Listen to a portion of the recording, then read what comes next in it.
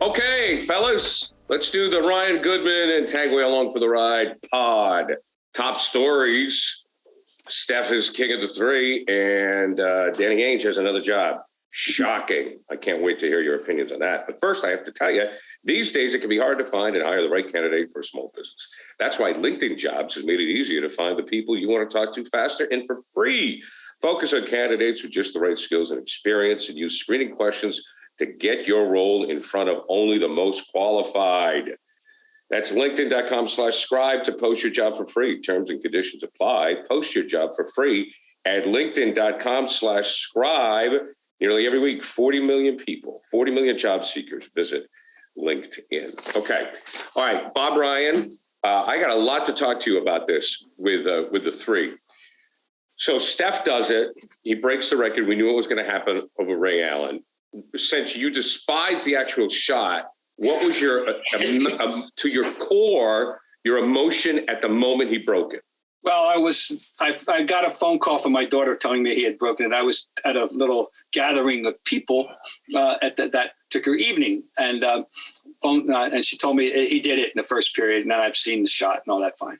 Yeah. Jeff, excuse me, Jeff, he couldn't be bothered.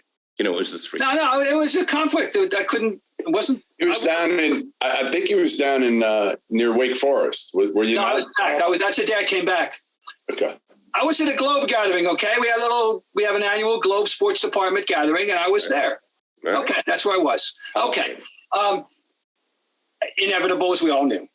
I love the symmetry of Reggie being there when he was there when Ray broke his record 11 years ago, and Ray was there and Reggie was there, and that was kind of cute.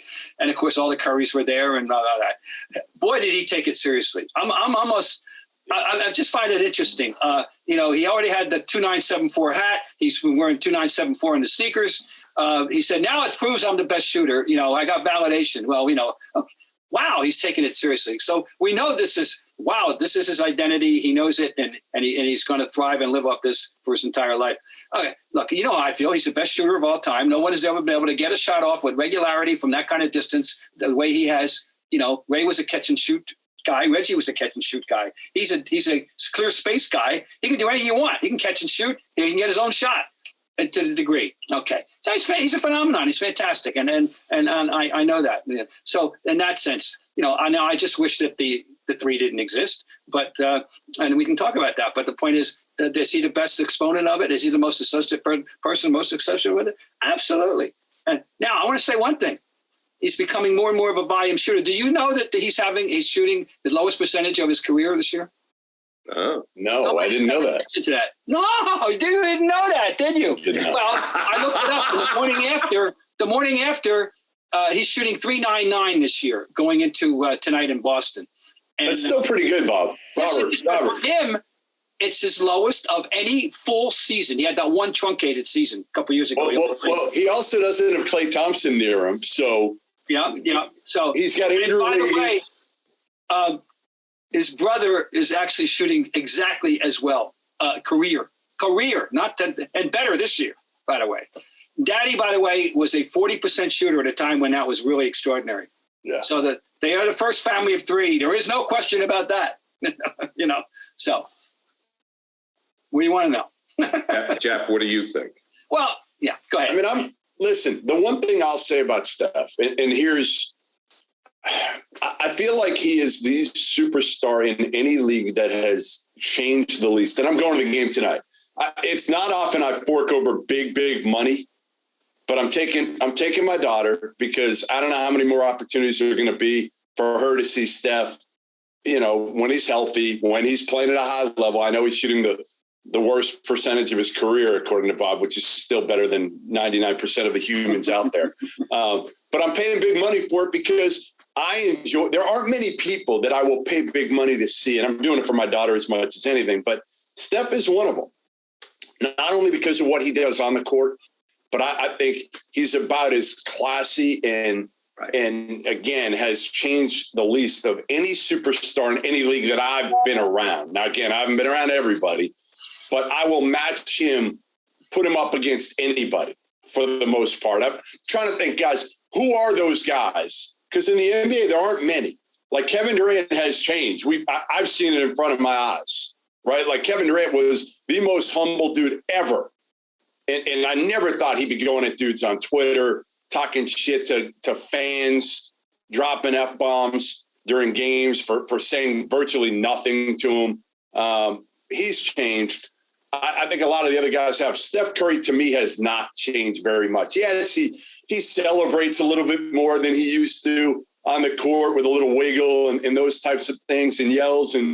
But for the most part, Steph's not bitching and moaning to the refs every play, and he handles himself with a lot of class. Who are the guys that you guys can think of that are at that level in other sports? I was going to say, other sports, but I was going to say, to me, the last guy that was as likable overall, not to Celtic fans, but Magic Johnson. I mean, Magic Johnson was great for the league. We know Larry and Magic, Bob knows this better than anybody, but Larry and Magic, were great for the league because of the rivalry and so forth. But, Larry wasn't really a salesman. Magic was a great salesman. I mean, look, you guys have talked to Magic. He's a wonderful guy.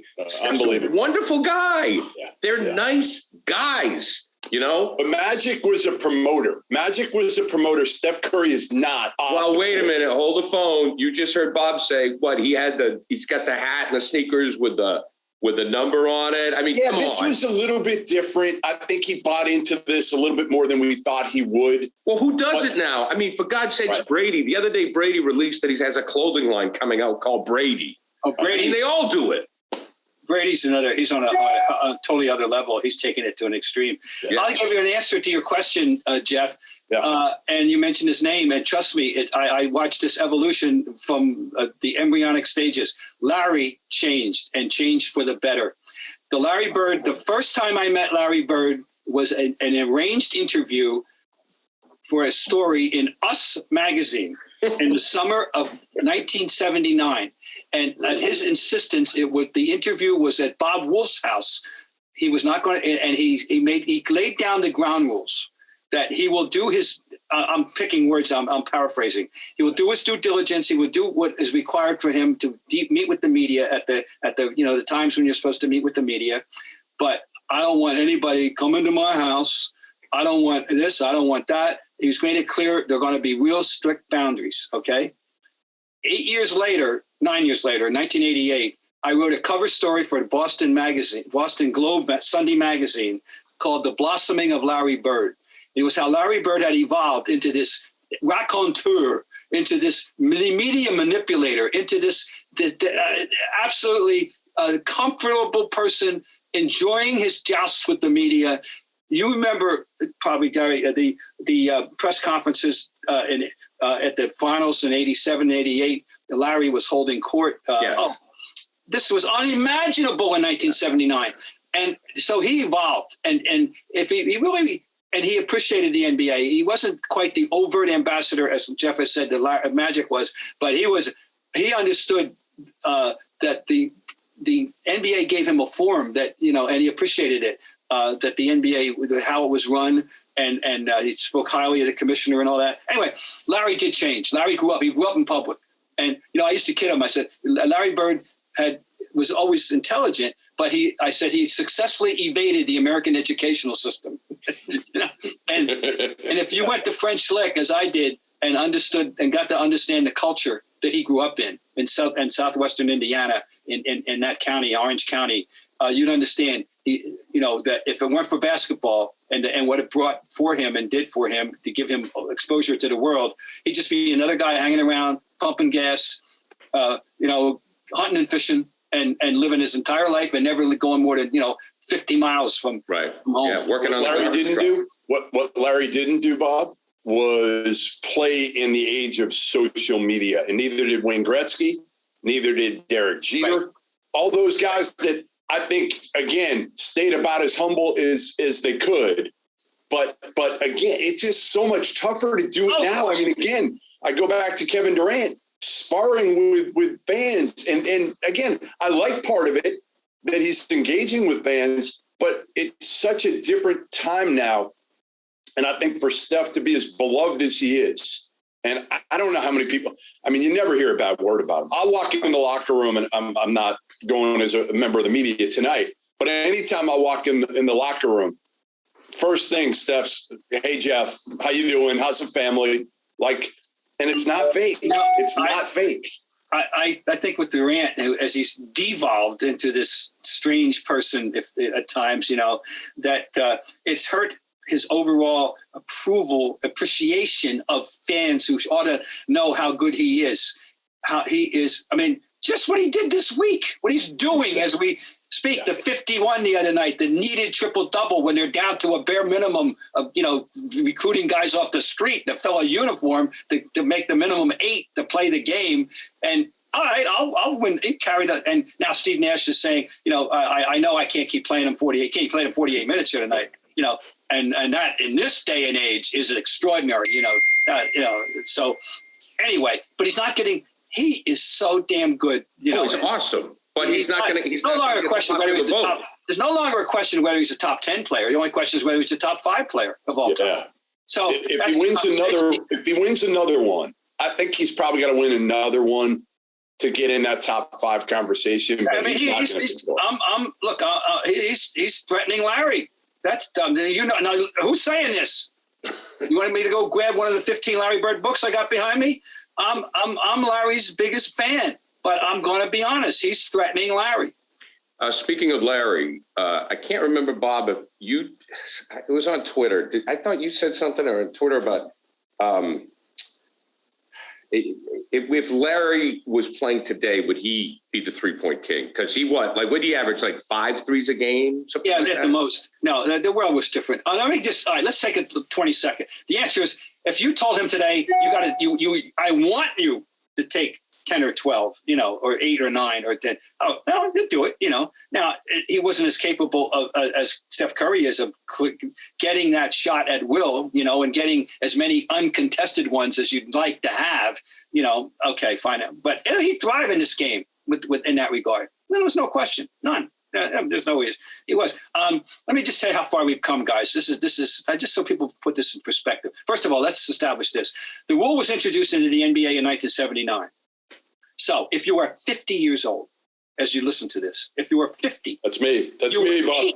You were 8 years old when that rule came into existence. It's all you know. You do not have a firm recollection of the pre-3 basketball game and how it flowed, and how it was conducted. That's all. Okay. So this is what you know. I understand that now. So, start with that. In 1979-80, they introduced the 3-point shot, which had been a staple of the ABA from its existence in '66.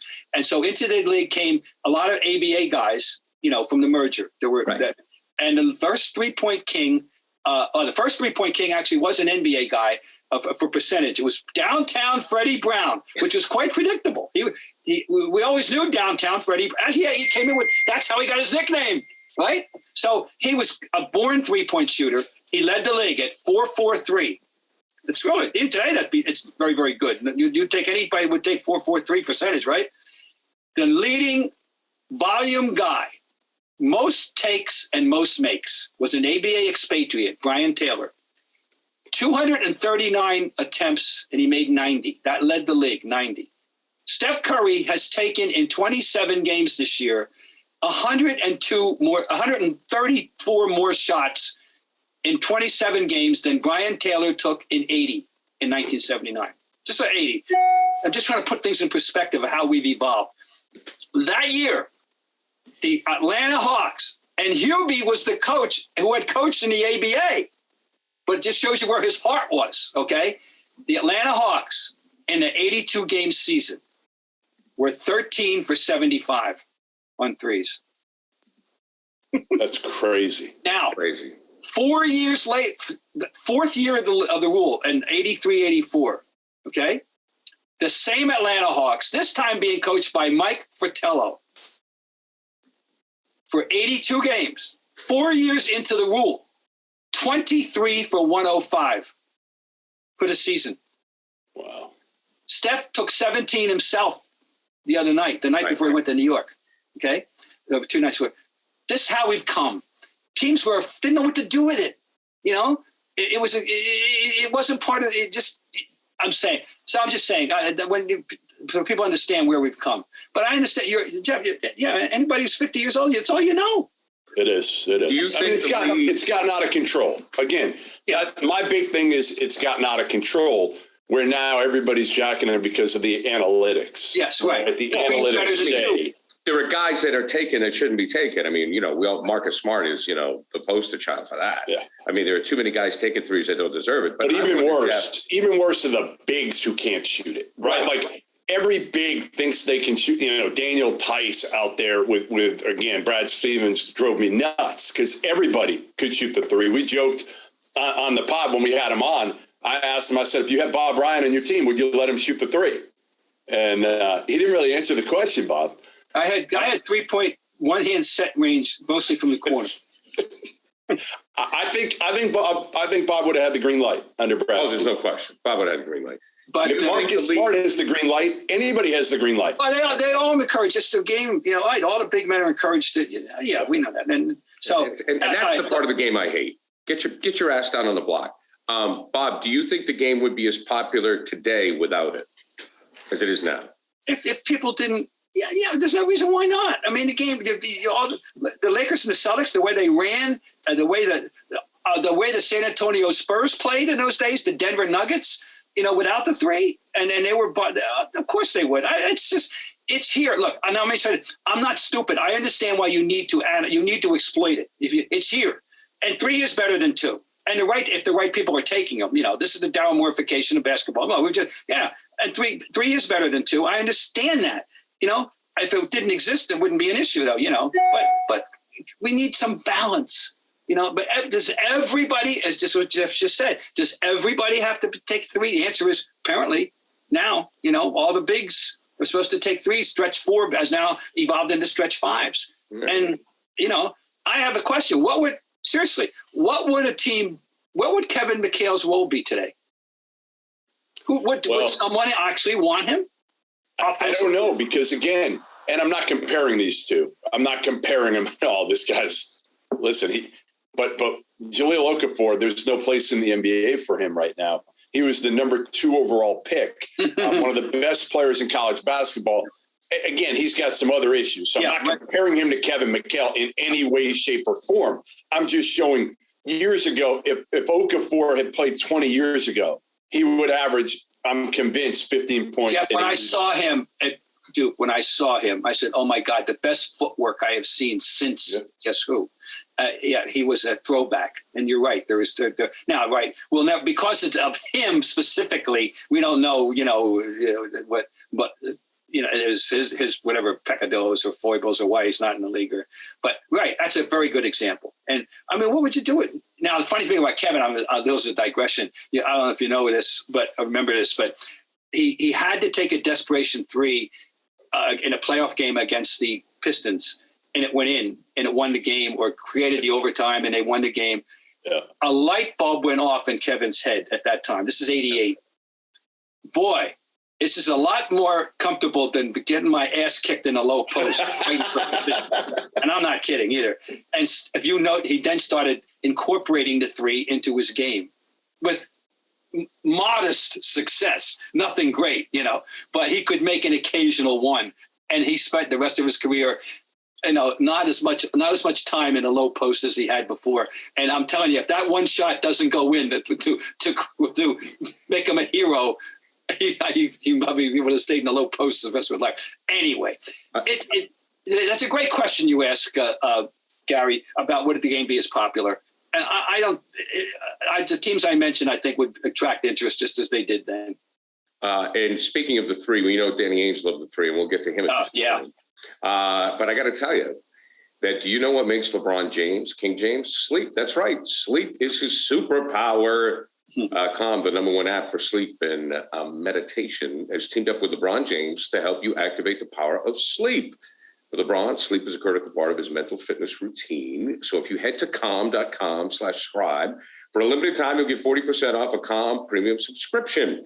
Again, for a limited time, our listeners can join LeBron and use Calm and get a 40% discount on a Calm premium subscription at calm.com/scribe. Unlock content to help you focus, ease stress, and sleep better. It started at calm.com/scribe. Okay, so we go with Danny, and before we get to Danny going to Utah after his break, I did say one time on the radio, Danny was an overrated three-point shooter. Of course, I was at the Garden last night, and I never heard the end of it on that. Because when I watched Danny, I thought he took too many threes, but whatever. Needless to say. Jeff, I want to start with you on this because I'm wondering if you're hearing something on the ground or any rumblings. Was the fix in with Danny going to Utah, or did he literally take 6 months off and have no clue what he was going to do?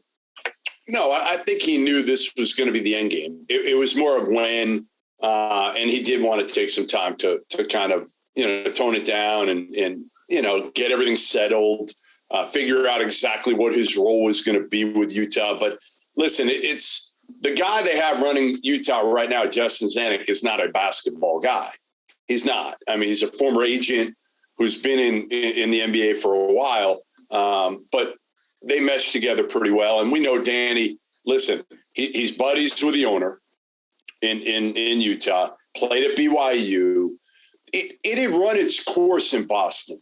Like, I don't know if he was forced out. People are like, well, he was forced out by Wick and Pagliuca. I don't think he was necessarily forced out. I think he still had a very good relationship with those guys. I think they had a meeting, and it was, listen, probably Danny as much as anything, this thing isn't working.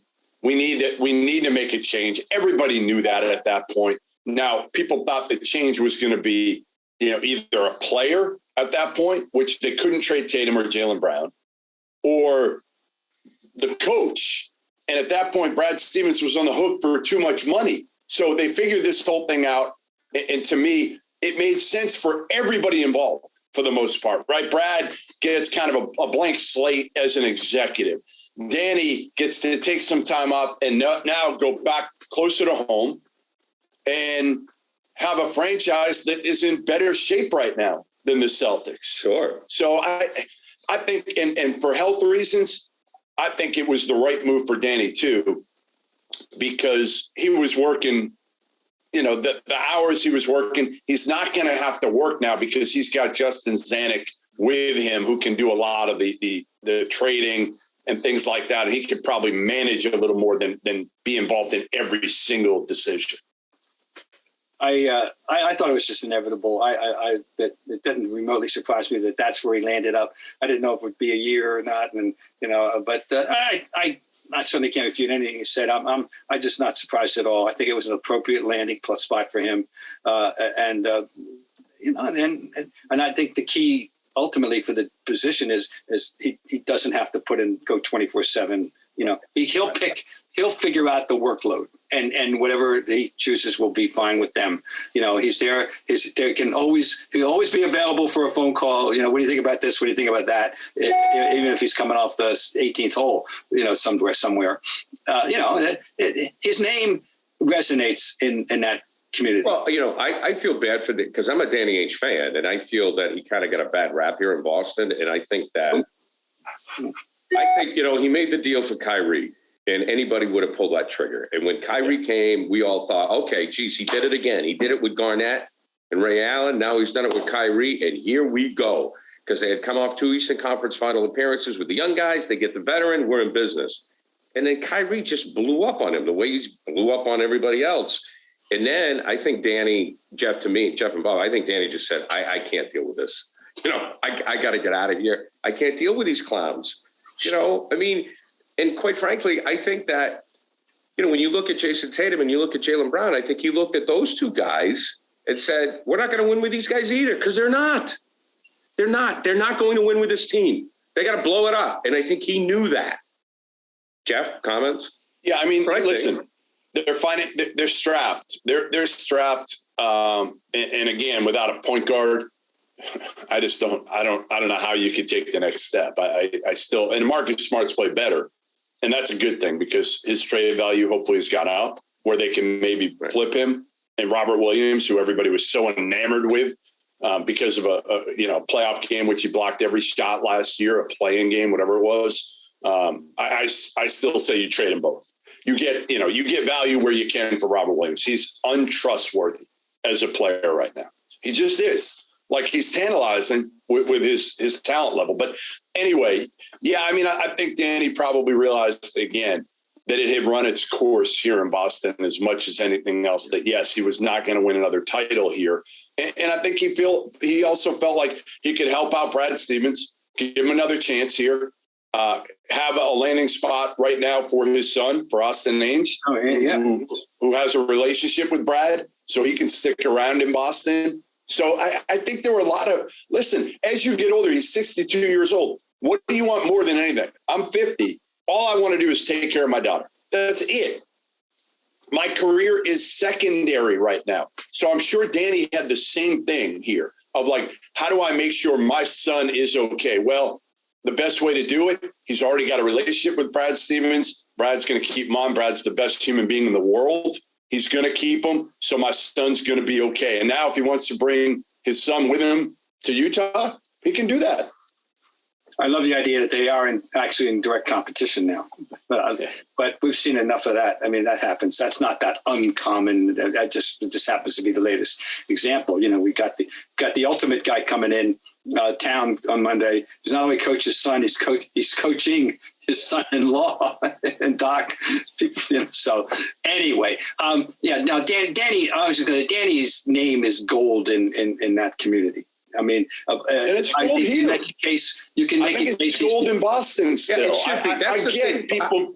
Jeff, thank you for saying that, because I think it should be. Bob, do you think, you know how Jeff feels? Do you feel his name is gold in Boston? In Boston? Yeah. I don't think it's negative. I think it's pretty, I don't know, gold, but I think it's a positive. He did a great job. I thought he did a great job in Boston. And I kind of think the Kyrie thing, put a blemish on it. He had them competitive every single year. Every year they were competitive for the most part, other than, again, when Brad first took over, which it was a mess. Yeah. And it had to be then. I mean, listen, he got fortunate with the Tatum trade. He did. He made the right pick with Jaylen Brown. That's for damn sure, because he could have had Chris Dunn, who's barely sticking out in the league right now, or Buddy Hield. So now he's had his mistakes too. We know that, but nobody drafts 100%. That's the problem I have here. It's like everybody's like, well, look at what he got with what's his name, Yabusele and guys like that. Yeah, like nobody gets it all right. No. He made some great decisions. Obviously he got Rondo years ago, and he made some bad ones. Gerald Green and other guys we can go through. But for the most part, Danny Ainge, to me, was a very good exec who was always unafraid. And I know people will say, well, he hung on to the draft picks too long. Yeah, he did. He was hoping they turn into more than they did before he dealt them. But again, I like Danny. I think Danny's been a stand-up guy his entire career, whether it's as a player or as an exec, and again, been unafraid to make moves when he needed it. If the only thing he did was what he did on draft night in 2007, he should be remembered fondly, because we transformed the team completely that night, and following it up with getting Kevin, obviously, but he doesn't have Ray. He's not going to get Kevin. Right. So that's that. We know that. Anyway, no, nobody's perfect. And you have to, he's also, it's the total package, Gar. I mean, he was a lovable player here, and maybe not in the rest of the league. That's fine. He was our guy. And I thought that rap was completely overblown. It makes it sound like he's a Brad Marchand character. I don't think so. Oh, God, no. Although Brad Marchand, let me put in context, hockey fans, he's a better hockey player than Danny was a basketball player. Okay, I understand. That's not what I'm talking about. I'm talking about the negative side of Brad Marchand. If Gordon Hayward doesn't get hurt in 2017, who knows? I mean, again, they were playing so well 2 years ago when they went into January, February, and then and Hayward then goes down again. I just don't know. Then you have Tatum and Jaylen Brown as supporting complementary guys who are growing at that point. And again, do I trust Kyrie to lead them to a title? Probably not. But who knows? Who knows how the chemistry is of that team that year? They certainly have enough talent. If you had a healthy Kyrie, a healthy Gordon Hayward, Tatum and Jaylen Brown as young players that have some experience, man, it's hard to imagine much better of a team than that. And then maybe Kyrie buys in. Guys, we got to wrap it up. Thank you very much. Guys, we'll talk to you again next week.